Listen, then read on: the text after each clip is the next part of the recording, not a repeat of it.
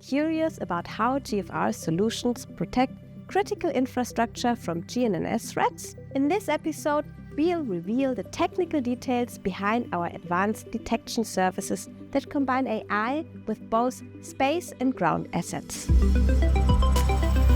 Continuing from our last episode, we'll explore the technical details of our services, learn how RESIST uses machine learning and digital signal processing to detect GNSS jamming and spoofing, and how JASP-R leverages LEO satellites for efficient detection. My colleague Fran will explain the details.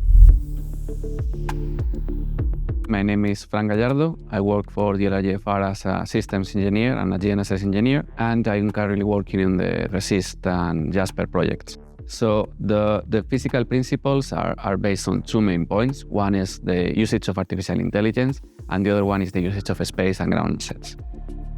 Thanks to artificial intelligence, we are able to combine different types of data sources, and also we are able to tackle threat scenarios that change with time. On top of that, the usage of ground and space assets allows us to provide with extended availability and improved sensitivity thanks to the ground assets.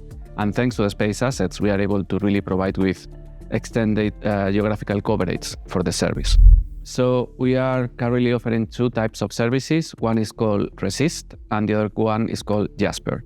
So RESIST is based on the CMCU, the Central Machine Learning Computation Unit, which is a system that was developed by DLR GfR together with its partners. The CMCU makes a mathematical modeling of the GNSS search space and also looks for GNSS jamming in the time domain in parallel.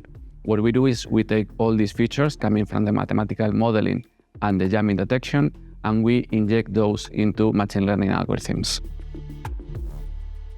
Thanks to that, we are able to detect both GNSS jamming and GNSS spoofing. And I have to say that also one of the most complicated types of spoofing attacks, which is the synchronous secure code estimation and replay, also called SCARE attacks, which is something that is very remarkable. Currently, we are able to make a detection in less than 130 milliseconds, and the probability of false alarm and probability of misdetection that we are achieving is less than 1 × 10⁻⁶.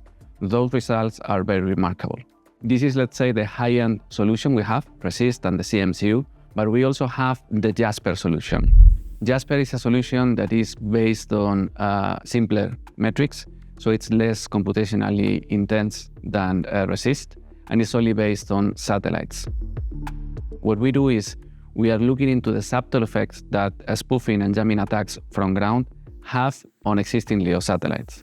What we do is we apply a lot of signal processing, and then we apply machine learning in order to differentiate between the cases where we are having a normal behavior and those cases where we are seeing an anomaly or something that is not working properly, and it's caused because of spoofing and jamming. What we see, the way we see both solutions together, is that JASP-R will trigger the early detection, and then we will use RESIST for more in-depth analysis. So JASP-R will tell us the wider area where the spoofing or jamming is operating on ground, and then we will use RESIST in order to derive the most detailed analysis for our customers. Those type of customers that are interested in this kind of RESIST, on top of the critical infrastructure users and providers, are obviously the intelligence and defense markets, who obviously want to have this kind of information.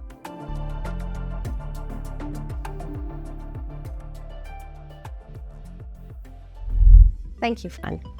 We look forward to hearing updates from you and your team on these exciting new services.